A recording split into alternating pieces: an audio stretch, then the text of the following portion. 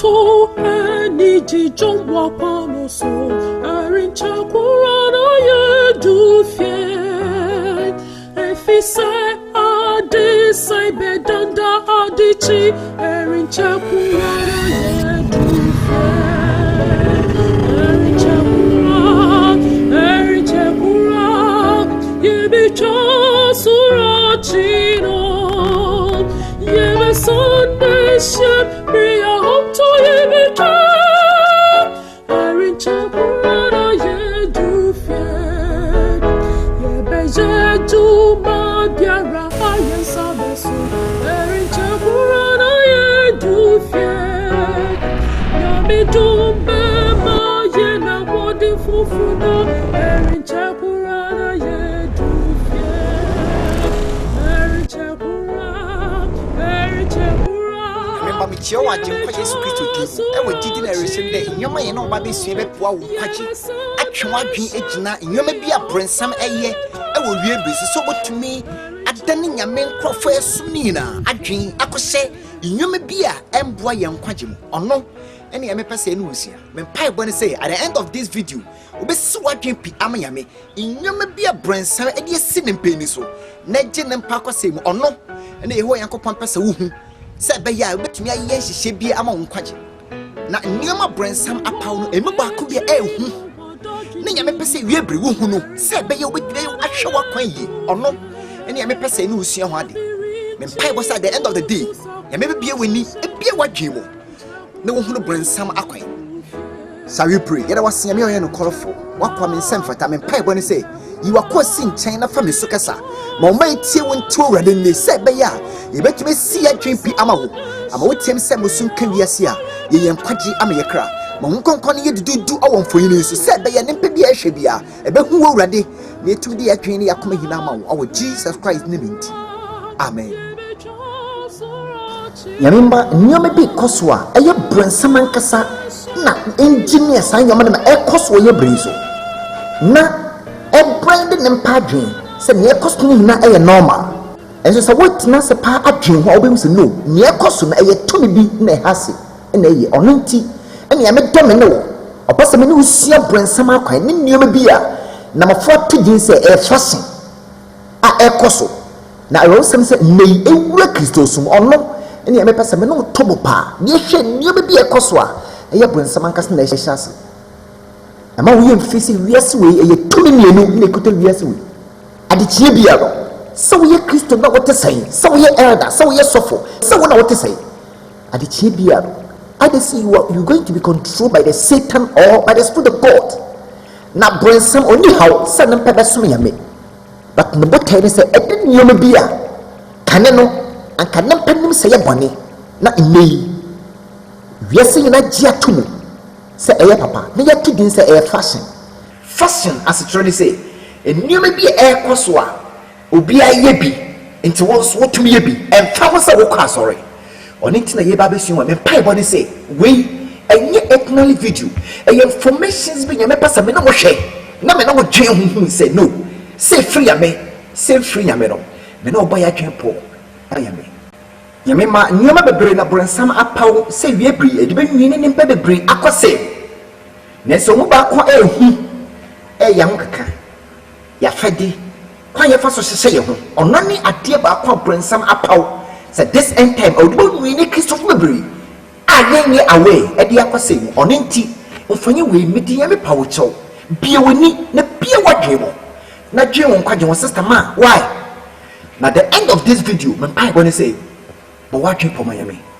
e be ye sire bebre ama okra kwaje nti ma me no hya so Genesis na yesua kwanye nyame eniku nempa afade ho according to the Bible ye wiase enyame na eto no bo design wiase kama sa na me ne wo enim dada no but yame hedan when nempa te sa me ne wo gonkwa ho me egu nempa mo ama nempa be ye Christians fo in the beginning nyame the spiritual garment afade a na ye honhom afade na ehye nempa bra brensam fa kwan bia so deceive Adam and Eve ama mo ye bone tie nyame no tie be sha brensam to me ase tene afade a nyame de duro ne mpa ho efri ne mpa ho ama ne mpa bɛda adagya abɛbɔ mmɔden so ɔno abɛtumi ayɛ afɛdeɛ akata no ho because ɔbɔ mmɔden so ɔbɛtumi protecting the nakedness.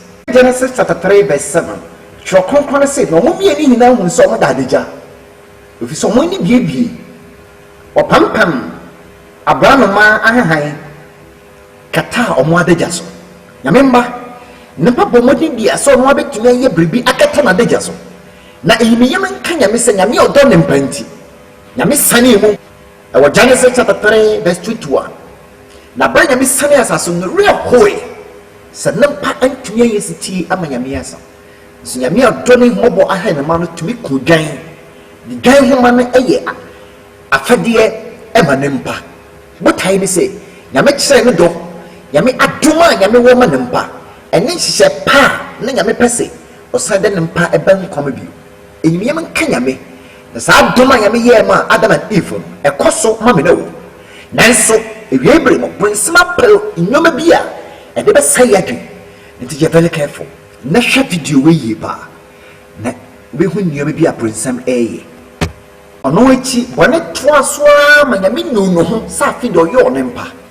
Genesis chapter 6 and Genesis chapter 7 Tiame Paul balema bi yɛfa Noah bɔdum for 120 years yɛ nkwagye nhyehyɛ ma ne mpa ɛnso ne mpa ebu Noah nea ɔka ne sɛ ɛyɛ no kore because na bɔne afa ne mpa dwen nyina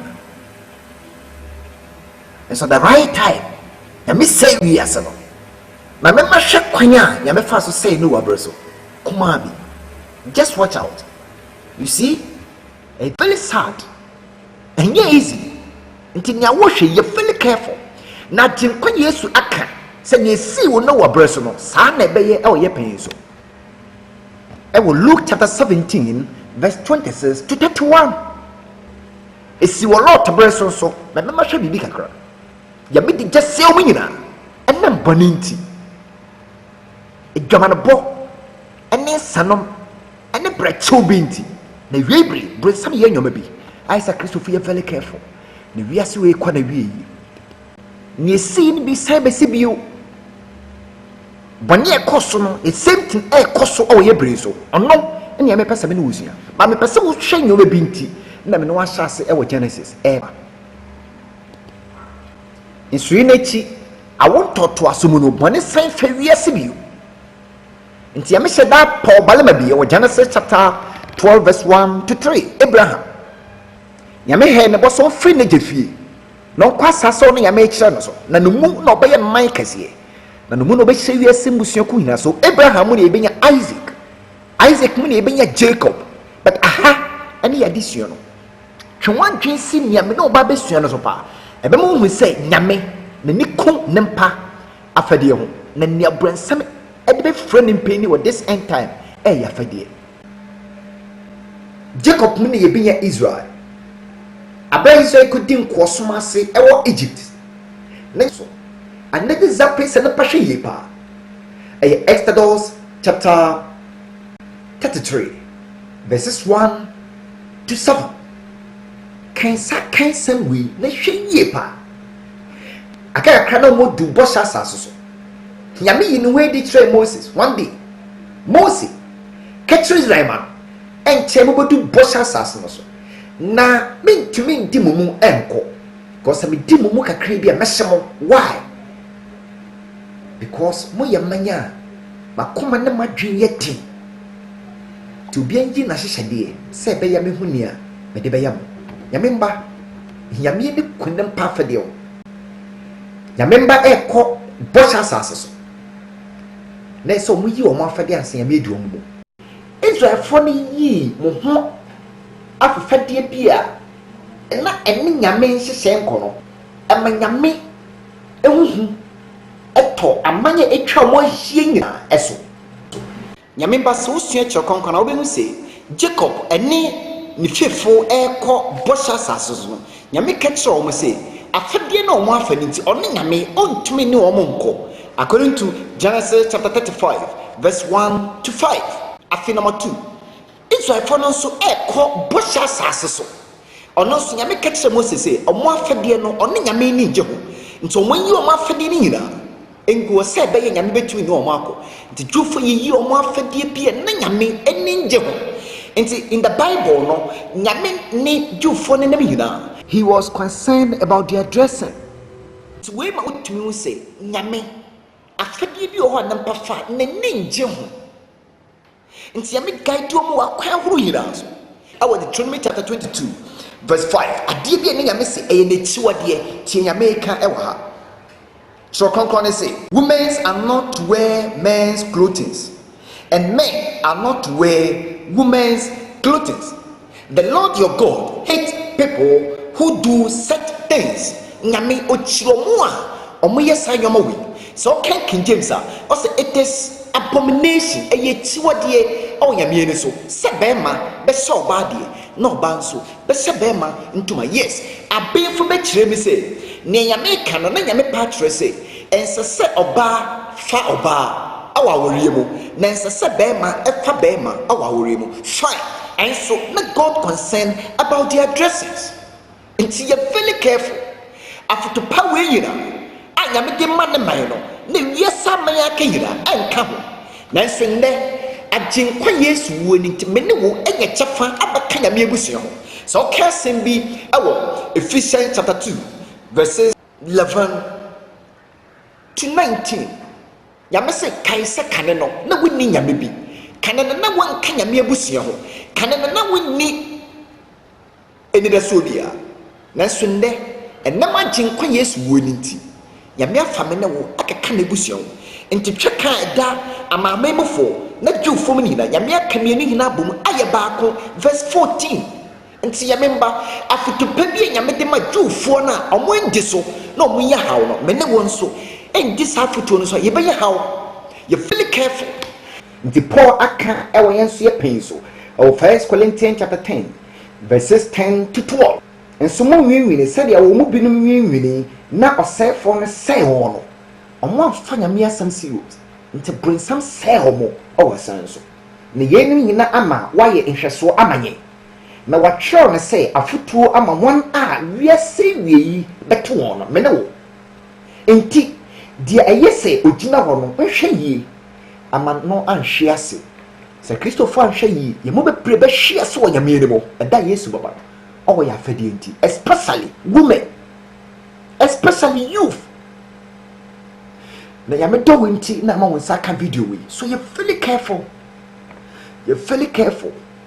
ma me masenta nyame mpese ma na be expose o mo hogu na nyame guide dwufo na continue na nyame heda bomba in the special way you areas bi wo ma ho na nyame mpese o mo yigu ho na mama hwe enti nyame so o mo nketa mo ho ensi so wo hwe dwufo na abakwasam if you watch out hwe nyame ma o mo hye mo ho all the time o mo cover o mo because a man no enufo nyame hye da yan special way se be ma hwa e de akona bi eto be ma akoma so a man no ayase se be ma hwa e de akona bi e ma be ma e kwa nyame fa so bo man e different omo siremu ana so omo awe mu se be ma hwa e de nyoma bi enso aro sam se ono na nei when some omo exposing na enti na me no ba be sua nyoma bi ye fairly serious na say Christopher you very careful if you want to be saved.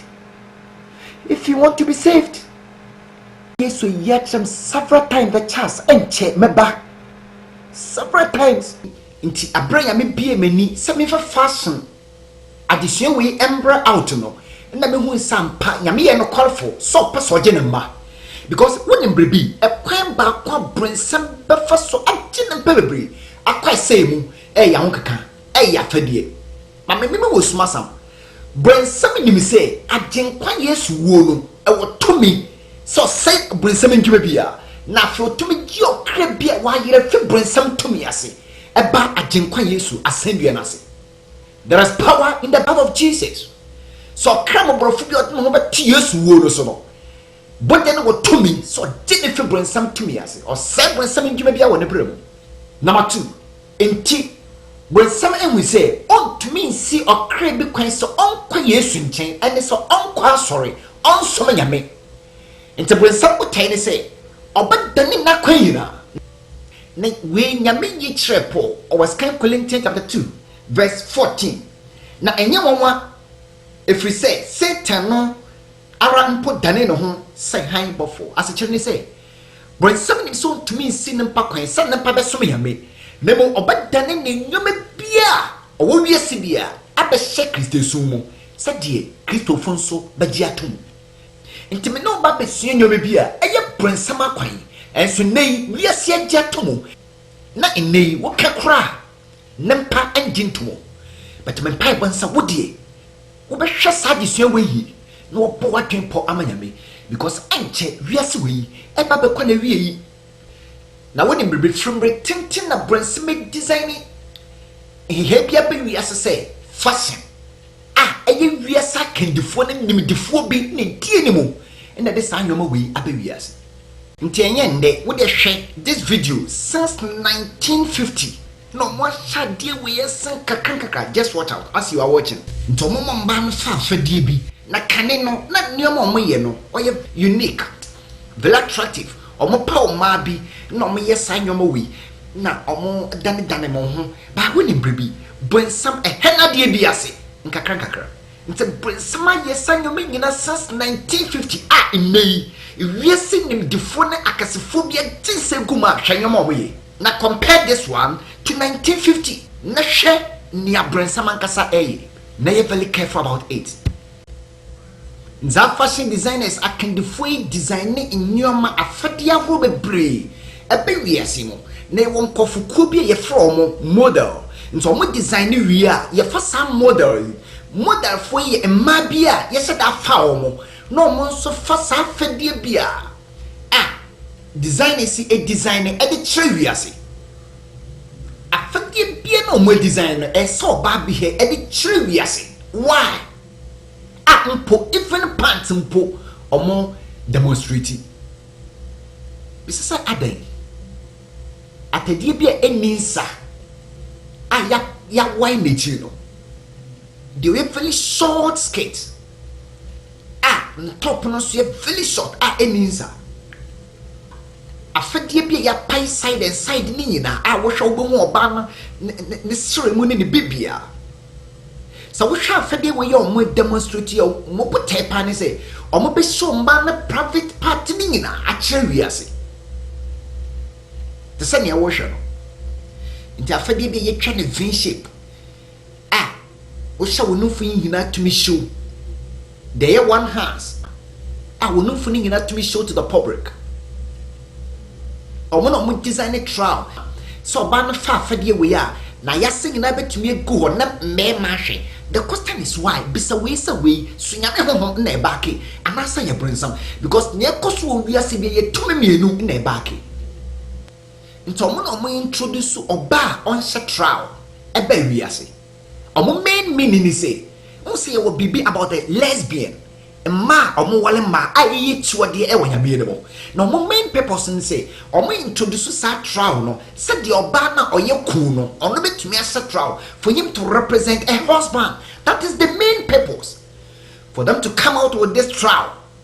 Die bi na omo jemo no fini hina egu ho na omo de bibia sam kwan mu te se ne awo hwe no enti model si fasa afade we nyina e demonstrate wi e de kire wi asa na omo de akọ internet omo de afa TV so no omo de afa papers no omo de afa signboard ni other things. Why? Say ya menwo ye be more attracted to what they are doing. Na ya fall into victim. Into menwo hwa ye kwan be do na ye so ye tumi aye bi aboa. Into models ni wi a omo another group. We dey hwa another group. Omo fi musicians a omo sen fa sankrofo we. Omo so they call themselves prostitute tinyoka. How are you doing, Papa? And Enterprise. It was absolutely amazing. Lots of paparazzi in the place. All the ladies looking sexy. All the ladies looking sexy. All the ladies looking sexy. All the men that come down in their white looking bling and clown and New York. In the building. All the way from Birmingham. This boat ride is globalized. You see? So kase yen ya fadie na ye fadie ye fa fadie no for us to look sexy. Say yen ya fadie na be kire say ye tutufo. We yame kan wasa wo Proverbs chapter 7 verse 10. Tro konkon say na hwe oba bi hia no ofra ndwamanfo ntuma na koma asane dem tie ye wa fede bi ho sa wo fa ya wo ho a nyame ni so no ohu sa wo ye tutu ni ntenye wo wa so mo ka se yen ya fede ne ya fa no ya fa fede wi ti se tutufo mo fede no mo fede nyina ni nsa mo so mo papa mo nfu so ogu ho mo she very short o mo gina hair sa tenten so na o mo akeka mo bowre ahihye moni penti moni echi akeka ma no ma me mo osuma sam enam se nyame ni kunim pafade wonti in the Bible no so we can send you Second Kings chapter 9 verses 29 to 31 obabe kika na ni echi eye mesewo eye no ho fa fadie be tse ne ho yi anyame ma kwan masadana ehe no ma yeku why because nyame ni ku ne mpa fadie ho asada na yeku enti ne omo yi the main purpose ne say omo pesa omo attract men na mema adwen ebe ma so na promote edwambo e wo wiase na if we say when somebody me say boni ba kwa nyame eni je ho na ye nyame chiwo de e edwambo nti nyame aka say free from fornication de kwa ba kwa brensam promote edwambo nti na ne edwambo ba ye fashion e wo wiase mpo akame ya say Kristo so mo nti o de hwe nyama na busuni no mo say ya brensam ankasa na yes and you oh yeah, adverts are bring some here for fornication. Another group when you yes after we see a hot ladies almost short skirts, almost short ninza. No more shit mini skirts. And you may be near washing. What you may say Christo near Wosunyame, Wofabiana. Almost somebody I don't know. See hot ladies, Shawan Fadi or Mafa. Tani tia, or Mashi Shemoni, or more away me hina go, a Tari Nisa, or more Tessa or Mapamu, because bring something me say, Yame or ma very special, or more private parts, and father saw me show go up on Tenso, not Memahe. Indeed, not Masafas uncle for you, and to me, and you yes after the Nania, meet to me in the so kind internet. Na nearo hone say ade we gradually move abewiase ene short skirts any trial should be a test or tonade should be a car station epeka any sanya no hugu ho should be a kwadom akotade hafidi bi esema we a spiritual naked a huhu e kwan ba kwa brinsama mamba apa ho o mantenso and spiritual naked. Now you bring some quite what famba and to your advert. Not they promote a German boy a good years. In the sister, you're very careful. The way you are here now, why? Nahini na nefata. When in baby, first lady or she mini skate. We interview or can say. First half of the same said you above Obama mema adjin abanoso. To attract men. And then, I bet normal. I will be as the way didn't pay the ending. No more fast half a day because say that is the reason. Yameda Winti. I'm a woman says Masamu. Near so far Cassiaca saying, I can say, Yamesom and Wakumo. In 10 found a fadia will far acquire minimum. Yes, and a cry Yamesom and Wakumo. Basin Bissani say, Yamesom and Wakuma minty. Nia Wakuma catch or say ye be an away. A fedipia woo so Wakumu say, Oba Fabiana Wofa. So would you be say I'm conquered to Wakumua? Oba far fadia we acquire minimum. And I wouldn't say, What fadia nature mpakwa we and then near a Wakumu. Intianam near what faso, and my Mammy comes, Master, who bet to me a far fadia be apple court. I was some year the day. You bet to me a boo for because what Fadi and a send pokwa we ye. You cannot, sister, you cannot. So you're very careful. Now, quite bit Tinam and Panin, ye may you walk away. When I catch us a Fadia and call for a fathom and call for the back out and so more first half a day just so be a 2-2-4. Who bet you make the same thing? Akuyamifi, who told you? So bet you made a trial. Akuyamifi. Ya meme mpotre sabun to me. Ubetumi aka wano aka wo mɔre ahyehyɛ w'ani na nea ɛwɔ ne sɛ wɔfa afɛdeɛ a ɛnni nsa akɔgyina yameere mu. Who told you? Brother, who told you? So betumi atwe watare atoto ade wo belt na akɔ down akɔgyina yameere mu. No, it's not true. I want to tell you the truth. It is not true. Jesus is coming again. No afɛdeɛ nti you people hold you responsible. I want you to change your mind. Change the style you dress in the presence of God. He is particular about your dressing. You're very careful. Jesus is coming again. Inay sanam pe shawa di ina ediba ma. Nyaro woni say ine so fam wantin so wontumi hu Kristo ni na wontumi hu wiase. Eni je samba ko say wo be hu kremani ba no wo say yes or kremani. Now, so Christo need want to me who the difference between those who worship God and those who serve Him not. They are very serious. I didn't wait now your brain someone kasa in a house na eye. Na no another group. We another group all over the world. Almost so night crowd. No more papa mo. Who say almost feeding na eye. Can I say the same thing. Now we na omo yewi adia actually say omo no dedicate themselves to devil. According to research and for you there in your sample for you know so call marketplaces we sign no mean now. Can you imagine say trauma musana eye nyoma fono no mo send the market na dem pass tutu for atari like this from the market me head that could be surprised but 5 cities 10 cities, not them part away, not them part to now, was it, not an public. Like this, no pass away, not an public. And you praise up, Yamima, a free yame. When you go to the offices, when you win in that call, or more office, look at the small girl, we need Hoshe, lack of knowledge, no such no it's not public. She mano. No mercy, no one in public. She, we never deny your breast. Somebody say no meaning. Abba system. Now, I can say, we are Jatum. Say that I am normal. Into be a yebi. Into be a just what I've come and say. Look at the small game. Or send Nick's way and non public. When in baby, Sintidia, small game way back to Nampano. Yamin, Name.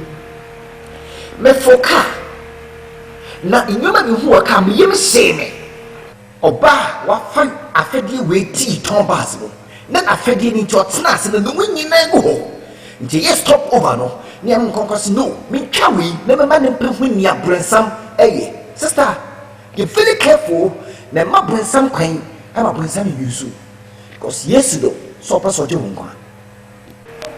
Look at it, Accra. Intimate chigan a conclubiso. Affecting Pia or Fabia. I saw this also. What is my guide? Is it Bible or tradition? Affecting a man frapping him, so yummy in a guide. I'm not saying a to be in a guide because near Cosin, you're quite back or brand summer fashion designers. So I found for me so every year see my trend and say, what do you fat Fabia? I can't have but let me give you warning. Now, me quote me pa after the other. You're very careful. And I feel you are in God's creation plan, a man a very special being in the hands of God. A man a somber pa. Oh, ya made it. Bring some. I did not in any basis or this end time. Ma. When somebody didn't see if so to me, we are sweet. And you never see man so. Na ye woma te se ne wo hwini nyina ma na bonsam ewi so mo so betumi e promote dwamarbo any afade boni aba system no and sister you very careful bonsam na ni sound they so bomb baby if you want to be saved. Who knows then ne ma betumi e dwa ho o abonti who knows die ye me nkonkon nam obenfo so e kan o say those who are dressing according to the world are molding themselves for the mark of the beast. Omo form for the omo makwa nyame guide according to the Bible. No more dress to say we are saying dress no more so dress you know. Omo say no sabe ya bransam that made in say sin no e so man society dia. See the obenfu biaka. Spirit of prophecy say we judge of a person's character by the style of dress no.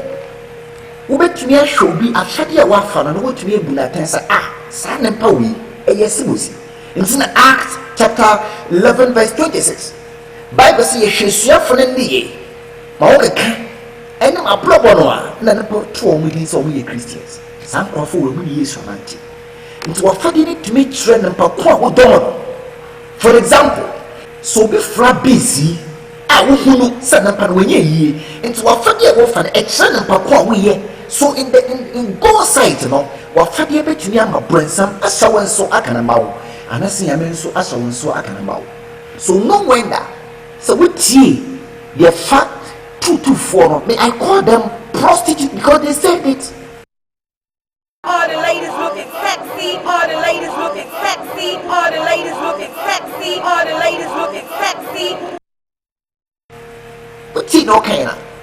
And my yeah want to say will be a yafadin in actual sense of what ye gamma for, and it is true. My question is, sister, didn't I wish any awation? Now wouldn't be a fee. But I'm not about to see you just watch out. Now at the end of this video, on your ordinary video, so take decision my yame.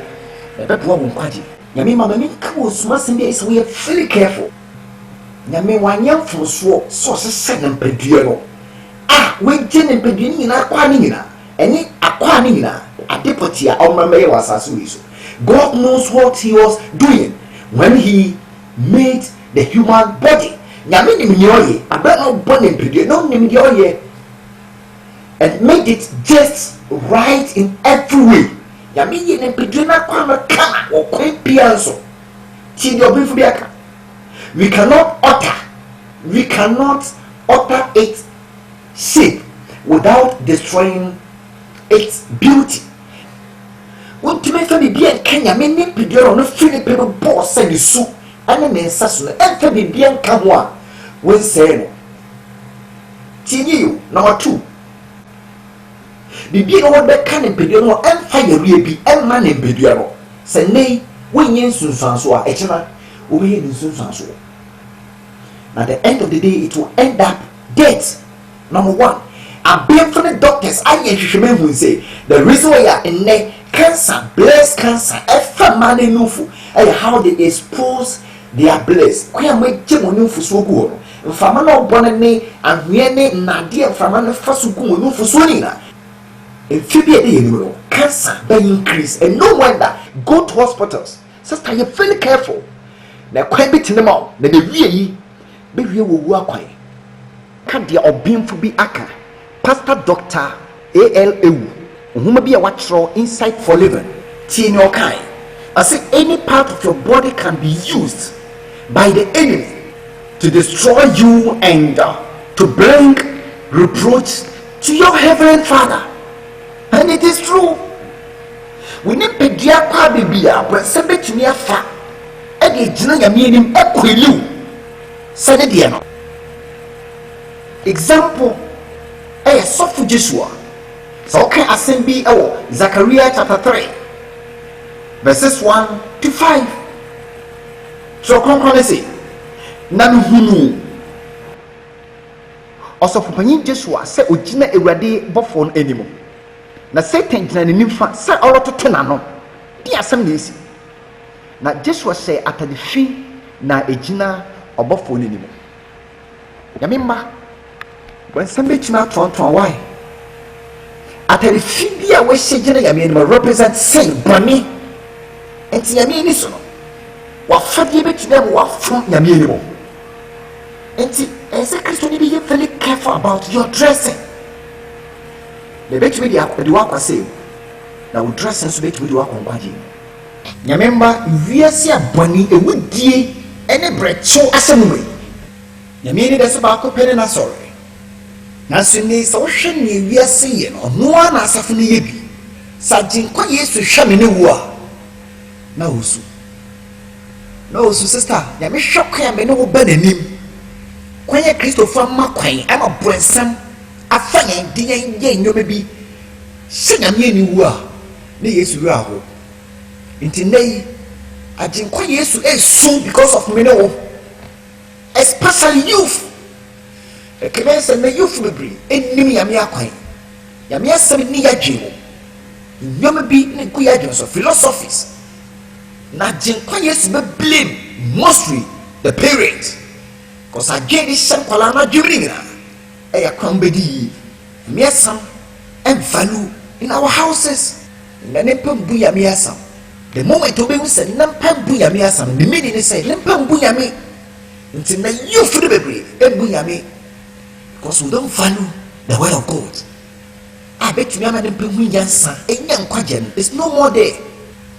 Brensam ni bisa de ba ko pa yame betumi afaso etumi asan we yime wa asase we su ne pedua no nti mame na wo hwe nyome bia eye chiwade wonyame ni so na so nei wiase ene nyame asafo konkon agye atum nyame ni ne mpebia oso le gina ma no aka mo asa na me pai boni say so wo hwe sa nyome wi a sister daddy mommy you very careful and nyome wi e di wiase kwa na wi ba de ba kompasa wo hwe ne so ne say brensam fa kwan bi ofaso bia so betumi agye na mpadua na nyame asordan no efi nyame nse no. But Acts chapter 17 verse 24 Paul can say na nyame nti asordan a na mpade ne nsa esimu so okay, 1 Corinthians chapter 6 verse 16 and 17 chokonkore say mu nim say mu yo yankopan asordan na yankopan ho no temu so obi say onyankopan asordan no a say no yankopan be say no if you say yankopan asordan ho ti na ene mwala so benfuna can say any part of our body can be used to sin against God. Ye ni pedua kwa bebia brensam betumi afaso ade boni etie yame. Why? Because he knows say ni pedua no yame asorfi nti obafa kwan bia so ni pedua kwa bebia ye betumi ade boni etie yame, especially ya no mame kan osuma sam kese ba ko anyame yina daso kira no ye be shebe na make it the chance brensam ntumi nya nampa na ne botai ba ko ne se obama omwadwe nwuma bia na babetumi dia ka ne mpedua no a kire sa nyame ambo ne yi nti mo fanye ne yi nti wa setting fidi djuma bebre a mo nyina ye fashion designers obi elastic a omo ye ndra ye kan ya no kire sa nyame ambo wa no yi nti betumi wa penti ne yi. You're very careful sister. I also can say about ko ne se titefo no pa enimi ya me no enimi say so bi kana no a oye tutu ni adenti na nye enaya ajenkwa yeso bi yemi ajenkwa yeso amma nye tro konko to guide na nne enyoma ni asefo yo mo so mo ye a kire so mo ye tutu fo no e kama no no Christo ni so kama no. Are you serious man? I get fashion say we are sajja to no or then trust ya me so ditum. So you very careful. They quite ba kwa brensam efa so eti nyame atam sa tro nyame abo ni padwe ni nti fa bibi kan afi no matter o more when sa anasa wonen you were fashion designers or so designer more say ya wo hwe no no so dia bus system no say ya front to aso nti ne obi a hye na more obi a ye we abeye fashion yes na jatum ti na Kristo so kwa jatum e ma na ye and one sense of ma before kwa ye bi ya memba yes kwa na wi but ma sister me ni nsaw ya me pesi hu se suma sa we hu se eniama na ekoso e free na me e ya brensam nti ya me na posa boye koko was 2 Corinthians chapter 6 verse 14 to 17 money wo a anyi ni antwe kondua kro the cheka ben na training ni emuye wo ananse anyankofa ben na hai ne sum ewo. Verse 16 na biako ye ben ina onyankopan asofie ne obansam wo nyame ma nyame asordan adenti na we paint e paint wo ma so one side of nine adentra sister bepede ma show sa die we free am you ɛyɛ brensma kwan baako a ɔkyerɛ wo sɛ nyame ambɔ wo yi nti wo apɛnti ho kama na pedua no yɛ wo deɛ brensam nim sɛ nyame aka so obi a ɔbɛsɛe ne pedua no ɔno nyame nso bɛsɛe no na ɛkwan baako pɛ wofa so sɛe ne pedua no ɛne sɛ wode mmɔwerɛ bɛhyɛ wo mawerɛ wone mmerɛ bi wontumi mfa biribi ɛntoa deɛ nyame aka so a wɔnsɛe no nti yɛ bisa mmaa no ɛhyɛ mo mawerɛ no ɛbɛtumi asɛe wo mawerɛ in the years future apart from wode di nyame aka no wode yareɛ nso bɛka mmɔwerɛ no market on the wall number 4 na deɛ ayɛrɛhoɔ ne sɛ yɛni nnɛ fashion design sɛ design ɛni na ɛkora mɔfa so hyehyɛ no kɔ ayɛrɛhoɔ adentina na pa yɛ so wicked w'ani just watch out, just look at it w'ani just watch out, just look at it sister w'ani na yɛme abɔ kɔkɔ ɔwɔ Deuteronomy chapter 14 verses 1 and 2 sɛ woyɛ nyame ba yɛwɔ yɛ kopa na wasɛm ayiw sɛ ne ba no enti ɛmbɔbɔ wo ho akam ɛndwiridwi w'ani ntɔn ɛmma ewufoɔ ɛnso nnɛ mmaa no dwiri yɛni ntɔn na yɛkɔ so yɛ fashion designers ɛyɛ nnɛ kristofo pa dwiri yɛni ntɔn a nyame sɛ wodwiri w'ani ntɔn a memeni so no menya memeni so no woyɛ wufoɔ nnɛ yɛyɛ obi ayɛforɔ a yɛduru n'ani ntɔn na yɛato ne yie because nyame ambɔ ne yie na yɛkyiwadeɛ nneɛma na mene wɔ kan ɛyɛ kyiwadeɛ wɔ nyame ani nti na ewie bere nyame ama mene wɔ nsa aka sɛdeɛ ɛbɛyɛ a yɛbɛtwe yɛn ho firi yɛn wiase yɛ no ho yɛtumi ayɛ unique ama nyame brensam pɛ sɛ ɔyɛ ne mpedua no artificial sɛ bɛyɛ nyame ɔntumi ntena mu na ɔno ɛbɛtena mu nti nnɛ yi wɔ develop system bi sɛ wɔn mfokora egu anaa wofi sɛ wɔn mfo no sɛne yɛme bɔ no no wɔn ngye ho a anaa sɛ wɔn mfokora nyame ambɔ ne yie a wotumi kɔ na yɛayɛ surgery na yɛde nea wopɛ size a wopɛ na yɛde ahyɛ mu sɛ wɔyere no mfo gu kura na ɔpɛ sɛ woyɛ no akatesi a wosɛnde no kɔ na yɛyɛ surgery wotua huge amount na yɛyɛ surgery sɛdeɛ wohwɛ no a na yɛde bi ahyɛ mu na awerɛho sɛ maa ɛtumi da hɔ na yɛyɛ saa operation wei ɛde ebi mfo hyɛ wɔn mfo mu awerɛho in God's creation plan no yɛme bɔ mmaa no such a way sɛ wonyini na wɔn mfo no nso ɛnyini ɛdi na bi a wɔn mfo no bɛgu cause wonyini so mo say ɛnɛ wɔn mfo no gu kora wotumi kɔ na yɛ surgery na yɛ replace ama na bɛyɛ fashion na mmaa no yɛ I mean ɛyɛ kyiwadeɛ nti yɛme nim yɛnsa nso ɔbɔ wɔn mfo no te sɛ deɛ akyi na te sɛ wotwe no sɛ wɔmma kwan ne nyame wɔm abɔɔ wadwe ho a wotumi sɛ ɛyɛ brensam ankasa na wafa kwan bi so ayɛ nnwuma bebree te sɛ yɛ fashion na nnɛ mpa deɛ te sɛ nea wɔhwɛ no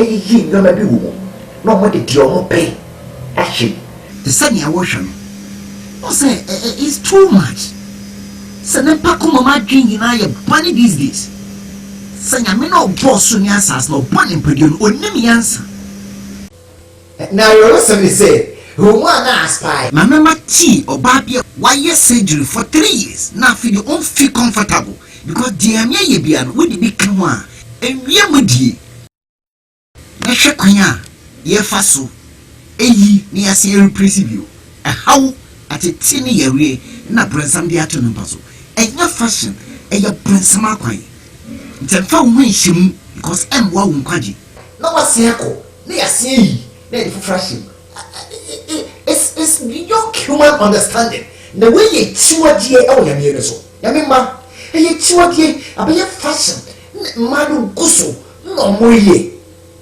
because brɛnsam pɛ sɛ ɔyɛ ne mpɛdeɛ no artificial so you're very careful na nneɛma ɛkɔ so no ɛde wiase kɔ na wie tɔ wotumi pɔmpe ɔmo numfo no na bɛyɛ fashion na ɔmode nko afa mo wɔn nyinaa kɔ so wɔ system no akristofo ma ɛnam bɛdwo no na ɔmo abɛpɛ ɔmo numfo so na ɔmode nko bi afɔ ho for life na wonim wei bɛma wo breast cancer because mfama na ɛbɔ na ɛfa na ade ne mfoturo ne nyɔmanyɔma de gu wɔ numfo so na wɔafɔ ho kama no ɛbɛma breast cancer ɛnɛ kwayɛ sabia mmaa no kwa na yɛ saa breast cancer. Why? Because they expose themselves. Ɛkɔwɔ sɛ ne mpare me ara ɔkɔ ne sɛ ɔmo yɛ sɛ no nyina bɛgyina nyame atemmu dɔn no mu ɛbu atɛn akyerɛ me. You give account a na kristo so ɔgya to a mmaa kwa yɛ wedding ɛbɛbɔ mo numfo so ɛkɛgyina sɔfo anim ne nyame ne mpa ɛhyira so. Now don't forget sɛ nyame ntumi nhyira wawara so a bransam bɛhyira so na ho nsunsuansoɔ no nso wo nsa bɛka. Hwɛ mmarima so tumi kɔ na de biribi awɔ ɔmo no mfiri mu na ɛyɛ no surgery na ɔmo de nnɔma basaa. But we not here as the Jesus is coming again. He is coming again. So we are part 2 now. We will not be yet chiwadi.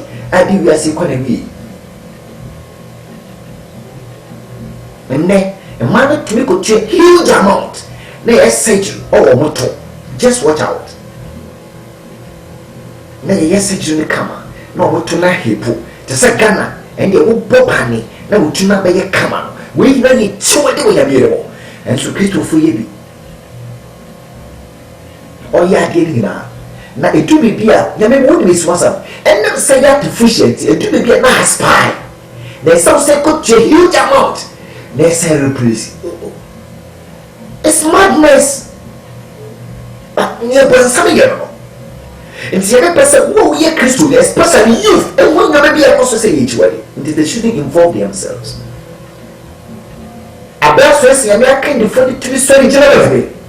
And my Christian for whom you may break us off first as a Christian needing worship. Yes, we economy. Yes, we economy. I think a quite back bring some first of the idea be shown in Pedumo. Let a first of the first pretty show. And I know Babacan, you're very serious, not teeny bar. Never walking for the fine. Uncombio. Yame money do see me, Yame power show. I know. Say, do we as a baby egg? Say, you may be a why you used to. Now we're through. But it is time I used to can say. So when Sabaku cried Joe, that's open quantity they are catching. Mammy no moon for Nashe. In you may be a cosso, Mammy no moon for Nasha company on the MS. Winning Bribi, I gave a quabay man so among Yamiasa for Concon Mubaku, AMS. Until let me bomb pie say, Yamia would do in our hebo. So when me smassen piano as you whom ever boy and quite a woman. Dear away, and see me, mammy, a reset concerning me. Mammy, no, in that ember monsieur Bia mesh a fee.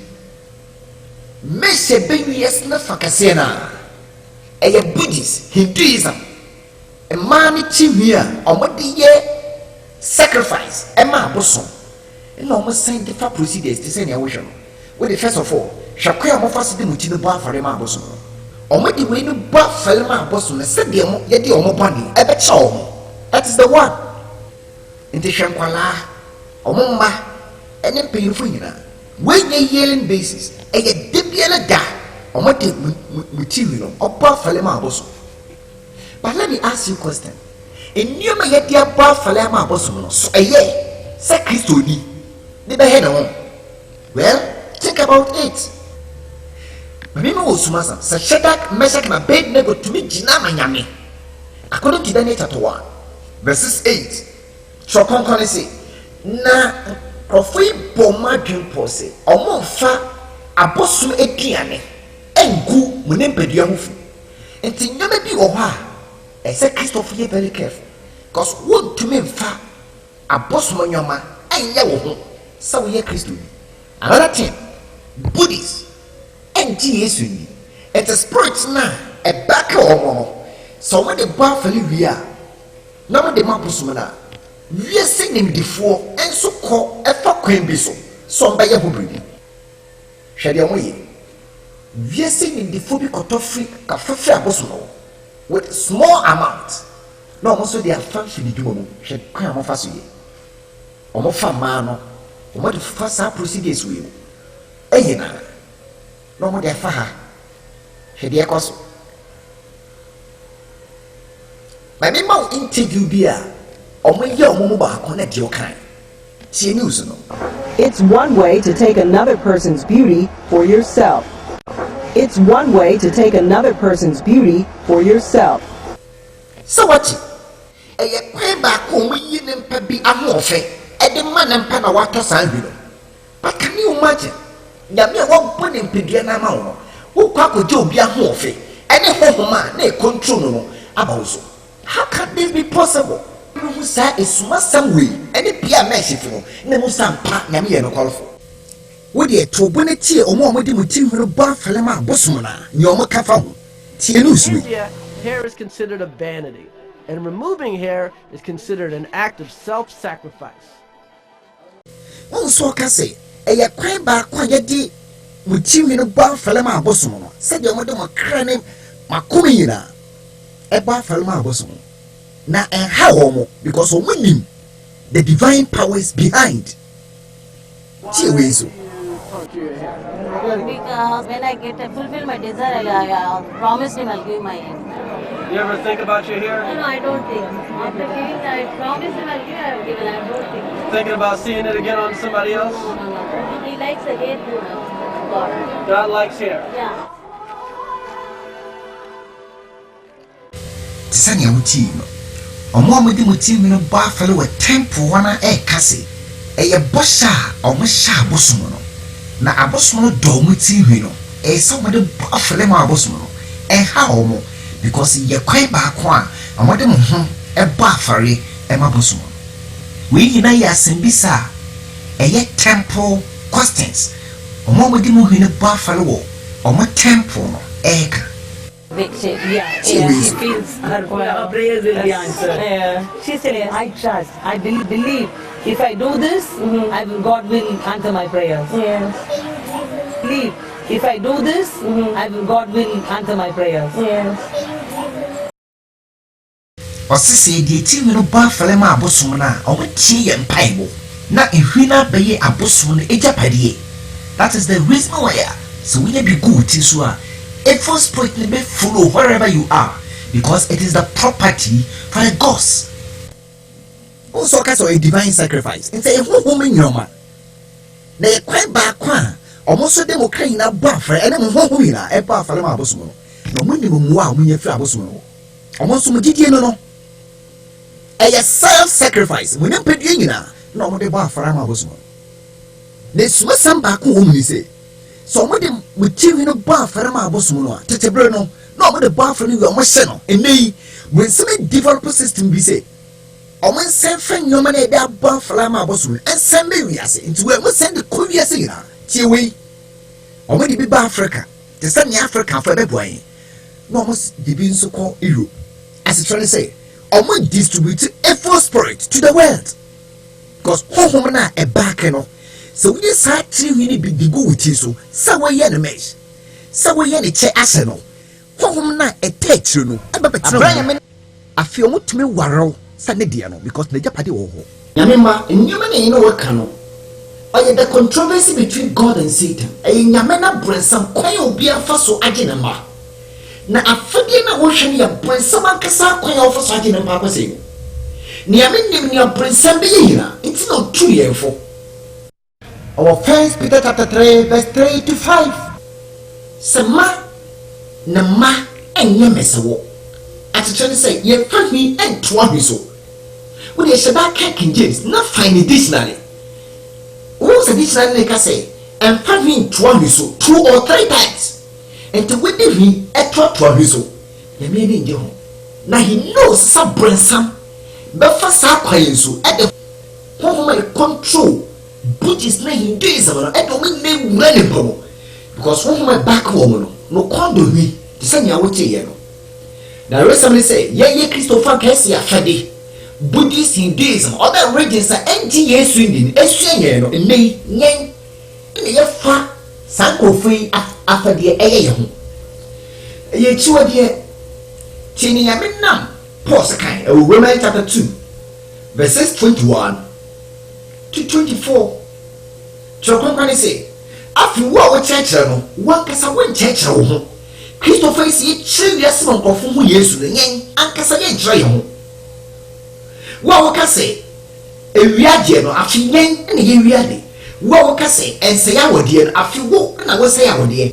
Nati, verse 22 wo we chill ohoni no afi wo na wo fun asodin mu anuoma me ne wa yi chill abosonson no afi yen ene ye fun Buddhist omonoma a mo de ba fare ma aboson no eye ye ho eye chiwa de sister mesh sa wo ye na mesh enwe ne guso anasa sa wo to ne chen eye sha wuti anasa sa wo fa kwan bia so de eye wo ho no eye chiwa de and free na me because I am quite proud bring some ama no ho na e control say no no e ba wo so e bi no ba waro on be say insurance ya me de ma because na japade e wo ho you feel careful and besides Syria ya me na aka sitie e yes na follow so what da nyame a gina ba yabe so what da nyame ne ya koso wiase na obi bia koso ye na one day we be no ho so who ya and snap out and you mesh why in fact such a mo tongo marketing ebi e shawuti because who be e teachwe na be say we shira na be say won pai bokwan you very careful who nyoma na e no waka nyamemba e tobre bi na e kan me sam na e kokobos wonsuo mu a mba na bo machine bebre inya problem because who be den where di omumu na home ne confess say wa walo omo because you really good it is no modia na ye no kre wiase kwade wi na ya me paso age wenti wo ye sa video wi you very careful concerning nyome bia wo de kan mpedue na emma nyame kwan ama no ntra omo because wiase kwade wi sa branse me de pade wo ho a ono na obetra omo because wo nem pedue no aya sorry dan nyame antina mu a bransam betnabo ntobia wa sa sesubia ho mienu na control the video no I dey say ya brensam and I say nyame ho bisa wo ho die ho na control cause we see kwa na wi me na nyame ho so e tufu say so person nyame tina mu a bo wadwen po enne so won fa san nyoma na wo hwe wo video ni nyina ye tutu fo na brensam yoma no emfa bi ye wo ho cause nyame ye nsi na atwetwe bompa ye bebre na suku yame so wo say japad ni bi wo dey ma twetwene na embo and French obia just throw it away no ba man yame kwan ama nyame duwa ye tumi njuma kase bebre ebebo won kwaje fasha di sui yesu masam kase ba ko pa yame pese ne mbebi e pen kwaje hunu na o twa ho furu sade ye mu benya nkwaje ama mokra na de how bebre woni mpedia ma me ka wo su masam sa wo de bi sha wo mawre ana sa wo nan na sa wo yi a wo bre e de yare na de ba ma sa wo pro ho na say edumre bia wo benya cancer na edubie na sase we so betumi asa were sa wo ye mesha hwene sunsun so at the end of the day it too ti no because when to me artificial one and natural one ho na enye na po be dey to say yoti and na we ya bes we wadwe be ye we say e fashion e ade ma mo ofe but the end of a thing is better than the beginning wa prebo no ewie ne hia nti hwene e beto that in the better we didn't get beef na here research we say no ade no nyame baby papi a wa bono what the artificial one come on the you know and we never how it is sister take it serious na arowo samba kwene say that you ho fe betumi ayesi amanse wo ho fe betumi ayesi na epawo no ejina ne awo yeso the choice is yours mama must to be a ton fashions e ho nioma na interview on the Omokai. Black hair. I know. For black people. But black people don't wear that no more. They want to look the style. You know, right now you're looking at all the men can see all the style. They want to look they sexy. They want sexy this. looking. So this is sexy. Yeah. What is so say? A man be fast half a day we said a man may be babamoso. Na fi omu aprabona yet is a 224. Na won't dent na wo fast half a day. The style. You know, right now you're looking at all the men can see all the style. They want to look they sexy. They want sexy this. looking. So this is sexy. Yeah. Ntomo no mo toni dina kwa nim say eye nyoma so bad ye no ho a ne bobia no etre tutu ni. They all know it. It's a lack of knowledge. Money be fast afedi we ya o nim say as a channel cause go for fabi no monso fabi let the number be enim bakosi in Hosea chapter 4 verse 6 my people will perish for the lack of knowledge nyame so no anamba bayira and then nimo winimenti Christophe be bayira because ye nyawe ono so mo fa na ye fabi onti ne nyame ama mo nsaka nti sa wo pen kwaje dia hwe yi na twombo firo ho no be yan kwaje ama okra yes ne nti se kane na so bi bonye mo bone anase nyome bi bus system mu a aban tumi gina esi kwan no ne ye wiase nti sa ne brensam can take full control of the world nti nyome bi e koso wiase we bibia abai acceptable to the public. But let me warn you, say wiase ajatum no enkyere say nyame nso ejitum dabi. But I always say Christophe Bebe fee say ne ekoso bia ye normal aye fashion nti etumi ye bi nti nne nyame so kura aye fashion. The divine power I see a sorry no, it's no more there. But you're very careful. You're very careful. Into what you say. In your matutu for a fire mo, our more casse, yes, I am moving for us to lose says it is a never shot from I am an American. And there in the marketplaces, just watch out. And they will call Adori. And then where this, you can see the same thing. I cause a Christo Fankasa, now first half a day winning up. Just watch out. You should not be free and so want to delegate a console through over the world. Make a sign of way with internet. No more sense to sankrofona, a consolable, almost who we are say, I was solo, no a silence or we are say, or more reason they say, a funny we are for fun or no, and a cost way into by the year 2020, no 1 year so, say be won't perform more feddy, and that's in the public. Some way a Christopher. Because we are see any yamison akam so no wonder. See amenam John also abokoko or Revelation chapter 2 verses 19 to 20. Yame say, sister, brother, minimum juma. So we are de upo homa de what premium. Nanso mu wo bribitia. And it's a one of crime bad Jezebel. Our friend who comes in no. Why Jezebel? Because Jezebel no beer. Utumi this guy de no home. She sent Telebike Kama no. Aye, you may be me cool. Instantly. So can send you 1 Kings chapter 9, verse 28 to 32. Because a story now. And the Jezebel the meaning say, and then a funny be we are safe for no. Yami smart jatum, Nigina Eshe. But I am very serious. Until Yami episode G Christopher into 1 year Sakawi. Say baby to me a chion. If I fed dear beer, Yami Aquain enko. Free Yami. Free nyame aye bresaman kasa na e bakasa afade we enne nyame soja tomorrow. And no wonder enne wedding just watch out. Ah tutu for no no fugo wedding gone omuso no fugo tutu for no amashesha momore wedding so ashesha momore tutu for no wa ashesha money and the wedding so yeshe just watch out. We di wiase be kwa de wi na we ni rebi.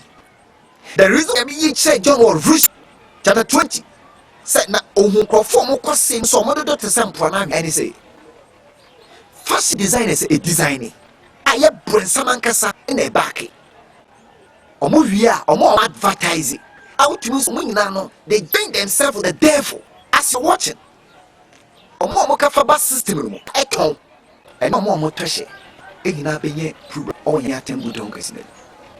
Na de ara ho ne se asofo ne asope no fo nyame apa yen se kadi boye ni enim atinya dimo atinyo me koso na atomo so na pa bebru benya how santie very careful elder, you very careful if you say nyase maye onwemfo ama Israel fofo se body boye ni kokko na se wan body boye ni kokko na de boye ni no wu wo de bani mu a maybe sani moja efi wo ho na se wo body boye ni kokko no asaka na dwe fi ne bani mu a no we jai the one here. Me nya me meje na won so meje wo kran kwa. Ezekiel chapter 3 verse 16 to 21. Ya memba ne ya nyoma gina die that's the wiase kwa na wi na nyame nkrofa enimi no kra akanya no atum no. Ada Yesu baba. Obo hold the nempa bebra. Guess ye kan no kra tra nempa. Concerning fashion. Na nempa nka wasemi na be kwasi. But my pai one sister. Won so bate no. Bo wa gempo. Nyame ye krado. So what you have to mapano. po wiasa fafade na to Yesu a ne wiasa fafade twom ene na akoro ni obeye de me pa no obatena asida. 1 John chapter 2 verses 15 to 17. Mamon do wiase ene nyama wo wiase na ye enua kono ene honam akona ene asekyem ahoho efri nyame ente style bi o ha Kristo ni wontumi nhye afadi bi o ha Kristo ni wontumi mfa material bi o ha wontumi he because eye brinsam akoye efri nyame they are very careful na you very selective because I say wafadi eye gentle and unique.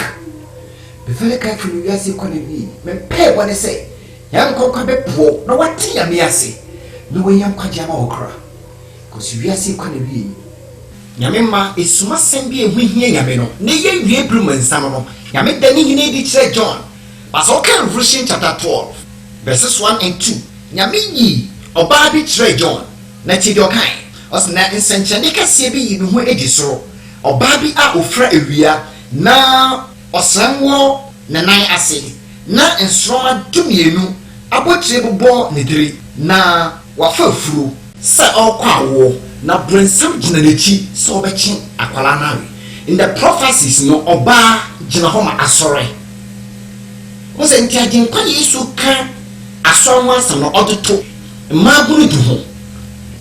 Matthew chapter 25 verse 1 to 5. So can Revelation chapter 19 verse 7. Ono so ka say mama menenye na munye hurisi na yenhye no yimiyam efise edwamba no ayefuhie no edu ntagye kwa Yesu baba fa ayefreye no akọ enti asore no nyame de tutu oba ho enti se trokonkon ka say omunso oba bi ejina bosonso ofurowia na nsoma dumienu obobaniti a it represent the true church nyame asafo konkron no obedina trokonkon apamba da no so na wagina apamfoforo so na ode suafo ne nchekere abanabra aprenkwaji. That is the one church asori nyame pese omo afadie no sasaba we but it's what somebody say Revelation chapter 17 verses 3 to 6. Do you say na odeme nam hohomu ko sra so na me hunu oba bi nso a oti aboa kokko a musidi asenoma na owo etieso ne emendu na oba no se atade afasabre ni nkrawo na odiseka ni aboadin abo ni ahwani pa asese no ho na okura seka kuwa a echiwade ni nyamambofu asenoma ntiame yi oba ba ku bi so a ono so de wahye no ho seka wahye no ho aboadin bo wahye no ho inyoma bi sreda ni good ni nyoma bi na okura chiwade a edwanrebo asenoma. But you know something? We trust nyame wiase kwenya yame mu akwan biero nipakuo ba ko mo afade no ene nyame hyehyei ebe kope ene nipakuo ba ko a omo afade ebe ye wiase afade baba me mo osuma sembi won konsem no nyame eni ku nempa afade ho. So okay, Isaiah chapter 4 verse 1 na ma beso obarama kro mu dano akase ye bedi nyala eduane na ya senyenara yen atadie ma wonfa udi ente yenso na jiyen eniwo free yenso o we suma sembi enkwam sheka in the prophecies no na me ka say na di ekiri no ma beso barama ba kuma sa barama ba kuna chokonkon kan waso ni drama jinkwa Yesu intase cheni say enso ne be wiase bebre but enso ni nyina so baba Yesu ncha baka say wo de fa odin tu yeso but ye beti ya aduane na ye ba franya ntuma na wo de ma wonfa odin tu yeso nti no wonder say enso na bebre enso bia fa fa de no abe. But I want to advise you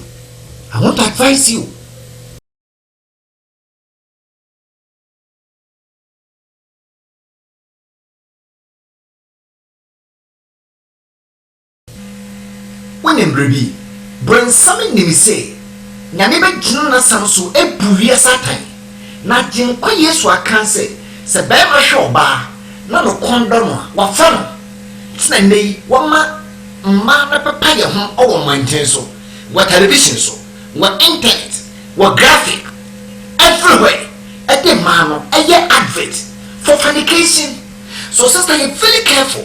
So what my bring something for a fed so and promote to German Bob. I will be as we are remember how I fed ye. I want to tell you the truth. A man a fat fed ye be any shock concono. Nay, we are saying ye and no so ye below. Some money here. Big play a mere tamudo. We brought church on me. So you're very careful. You're very careful. Yes, we quite a wee.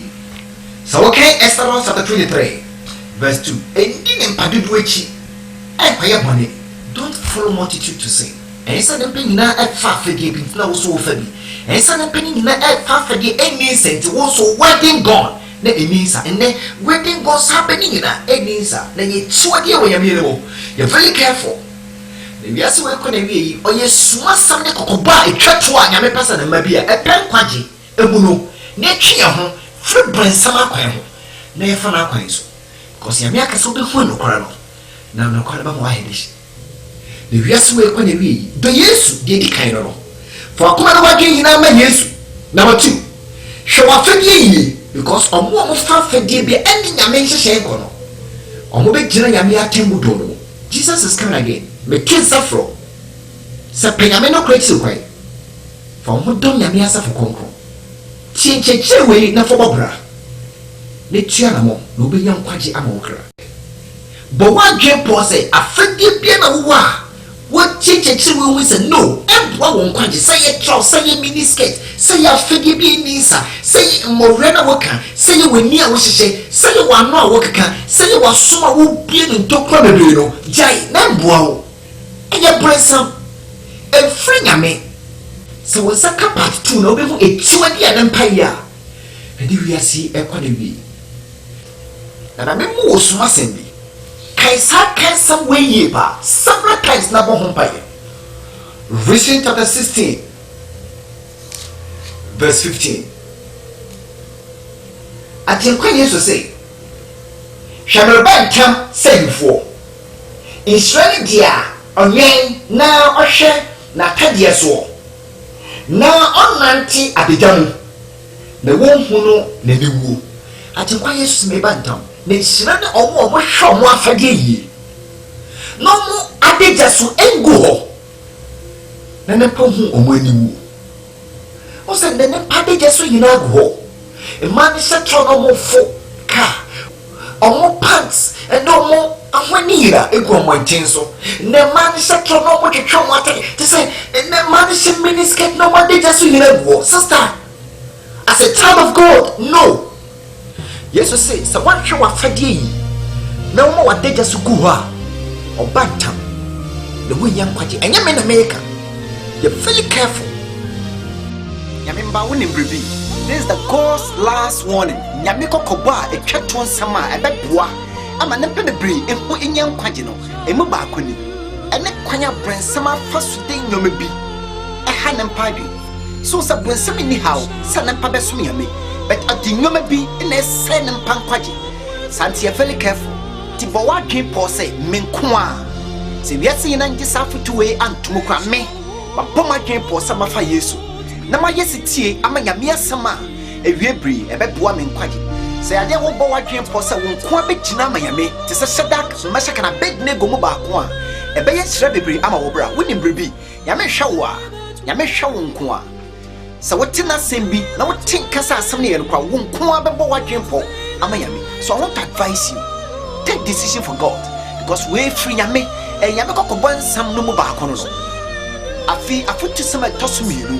Don't live a competitive life and fa wo honto afoforo ho yes ne ekosu wiase na mpanyina yebi won fa funyina e fa fade ene nyame hyehyenko but won ko abo wadwen po se sa men fa funyina fa fade mpo nyame mpa men ko ade mejina ama nyame e be yesro bebri ama wokra wo na mpa ba kwa me soje small so be hwe na ba wo bra hwe Yesu en hwe bia why hwɛ yesu wakoma ne wadwen nyina si yesu so bɔmpai bebree na hwɛ yesu na bɛyɛ hyɛ bebree ama wo kra wonim bere bi bɔmpai na sɛ mu nkɔnkɔn mmoa sɛ da biara da nkɔnkɔn no bɛpoɔ wo ahyɛ wo din ama wotumi agyina ma nyame afotu sam baako ne sɛ nea wohwee ɛyɛ bɛkɔkɔbɔ a atwa to a ɛpɛ sɛ ne mpɛ bi gyina ma but wo ɛyɛ mu baako sɛ Shadrach, Meshach and Abednego tumi gyina ma nyame a ɛne sɛ ɔmo bɔ ɔmo adwen pɔ sɛ ɔmo mfa ɔhene aduane ngu ɔmo ho fi you know something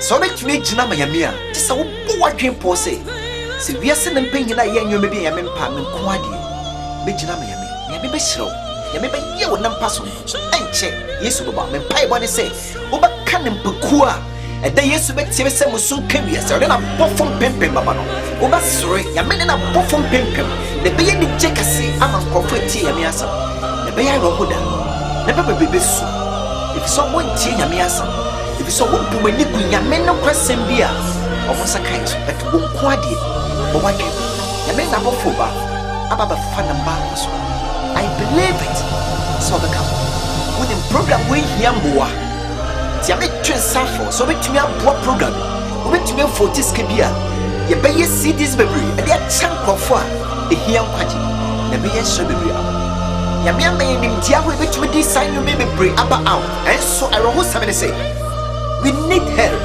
we need projector we need laptop we need machine PA system yɛbɛtumi de akɔ village especially yɛde information yɛme de ama yɛ nyinaa ɛbɛgu saa laptop wei so ɛtumi de akɔ villages so you can help na bɛyɛ nhyɛ bebree ama wonim ɛkwan baako pa yɛbɛfa so record sɛ wogya pade ɛwɔ soro ɛne sɛ wode wo sika ɛbɔ n'adwuma wode wo sika ɛbɔ hiafo bɔbɔ mmɔgyen a sɛ wobɛma obi nsa aka kɔpi na bɛyɛ nhyɛ bebree ama wobɛtumi afrɛ yɛ nɔmba wone yɛaka bo na yɛaprete CDC ɛde agye akrash yɛde wasɛm yɛyɛ nokɔrɔfo but was so amasan no question me to say about out me mpaebɔ ne sɛ akra bi yɛ CD we hwɛ no fi soro mo so na mo nkɔnkɔ tum na mo no so betumi ate wase ɛde no ho ato so menkyɛ bi a wobɛtiem sɛ mo so kawia sɛ yɛ kwagye ama yɛ kra fa me ɛne mo busua no kɔfɔ hwɛ fo yi nyina yɛntumi gyina mo sɛ Shadrach, Meshach and Abednego Jesus Christ